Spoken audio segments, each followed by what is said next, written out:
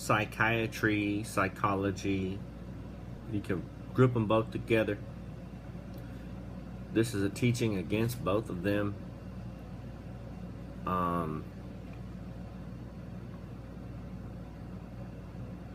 There you go. No, psychiatry, psychology is evil and bad.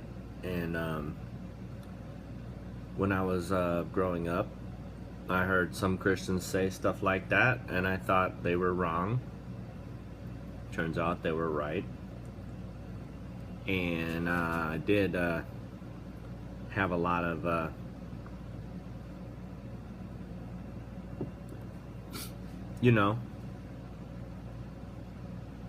doubts about it at first, but what ended up happening was I lost, basically, not lost, but I wasted 18 years of my life, starting at age 16, and then at age 36, I finally stopped taking medication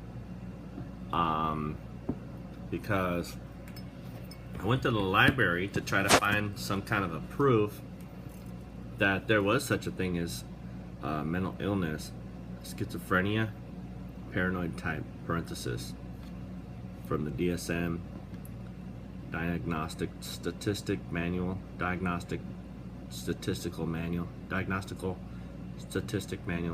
something like that. And I didn't believe it at first in 95, but I was coerced. Informed consent is basically, it's like you don't really have a choice. They make you sign papers saying that you're there voluntarily, but I didn't have a choice. And that's where the indoctrination happened, the brainwashing. And I understand that society at large is going to say, oh, well, anything I say is going to be invalid because I am a paranoid schizophrenic, so therefore I'm not going to be able to say anything valid, and anything I say against me being a paranoid schizophrenic, it will be misconstrued by almost everybody on earth that it is a symptom, because paranoid schizophrenics aren't supposed to say, I'm not paranoid, I'm not a paranoid schizophrenic, I don't have schizophrenia, because paranoid schizophrenics are simply supposed to cooperate, take medication, and possibly they'll get better one day. And if they don't want to do that and they don't comply, then it's because they're paranoid schizophrenic. It gets misconstrued and manipulated into that, when I never was a paranoid schizophrenic in the first place. And you know what I found out on an absolute level? I found out there's no such thing as that. Because I went to the library, marvel of all marvels, and tried to find some kind of a proof that there was an abnormality in my brain, and there just isn't. And that there is an abnormality in anybody's brain that is diagnosed with paranoid schizophrenia or depression or anything that's considered a mental illness. I found out there isn't any such thing. It's a belief. Then I found out even more so that it isn't the belief taught in the Bible. So it's a war of beliefs rather than, oh, it's a medical problem, and it isn't about belief, it's about science. Well, it isn't about science. It's about one belief over another. And all these study sessions I spent looking for proof, not looking to disprove, but looking for proof. Anything that I could, latch onto that would be some type of a proof that I could know that I was supposed to be taking all these medications.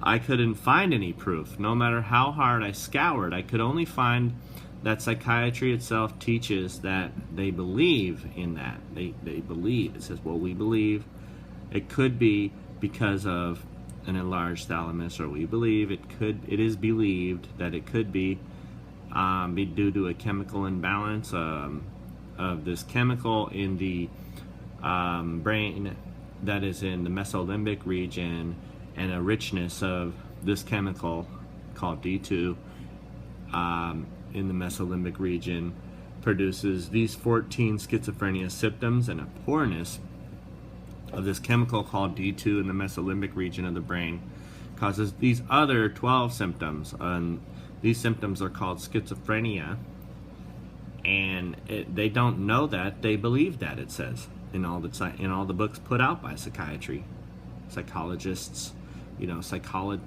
put out by neuro. I brushed up as much as I could on neuroscience. I found all that, you know, neuroscience isn't very respected amongst the sciences. More so, it's a joke to other science, you know, real science. But neuroscience is a field, I think it's about 198 or 199 years old now. It's kind of an academic discipline. It's basically an academic discipline where they study brain abnormalities, stuff like that. They're trying to find, the reason that this discipline exists is so that they can find that there is proof. So in 198 or 199 years, they haven't been able to find any proof in this field called neuroscience, neuroanatomy, neuroscience.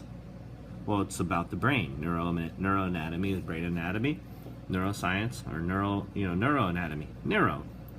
It's in the brain. It's a research of the physical organ called the brain. It's a field. It's an academic field and discipline. There's, you know, neuroscience professors. There's neuroscientists. You know, there's a lot of different work for people in this field to have, you know, a degree and several degrees or whatever in this field called neuroscience. But it's kind of laughed at by biology. It's kind of laughed at by, you know, it's just kind of a joke, basically, amongst the other sciences. Well, it's not a joke, that's overstating it, but it's not as respected as physics and all these other real sciences, you know, basically. So in 198 or 199 years, they haven't found any proof. I mean, they would find something by now. I mean, also about the brain, it's not as fascinating as some people, you know, it's not as fascinating as the general population believes it is. I don't think the brain is that fascinating. It isn't like, I mean, it's a complex organism and all those things. I'm not going to deny that, but we're as a society placing the brain on this, you know, we're placing it on this level that it just really isn't that important, quite frankly. You know, we think we're going to find out all the mysteries of the universe if we study the brain. We'll find out all the complexities of, you know, human behavior and stuff in there, but it's not there. And it's not where the complexities of human behavior exist. You know, the complexities of the human race, mankind, you know, that stuff has all been changed.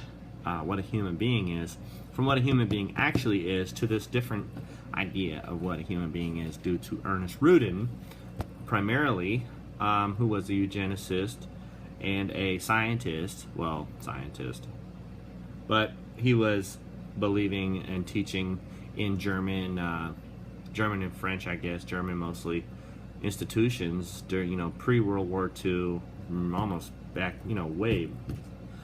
And like, his name was Ernest Rudin, and, you know, he was a professor of psychiatrists in psychiatry institutions in Germany, and he was a Nazi, and he came out with a very influential book to the other psychiatrists, which he taught that were in training, about man, and it was changing what a man was, what a human being was. Not a man, but you know, a person, you know, a human being.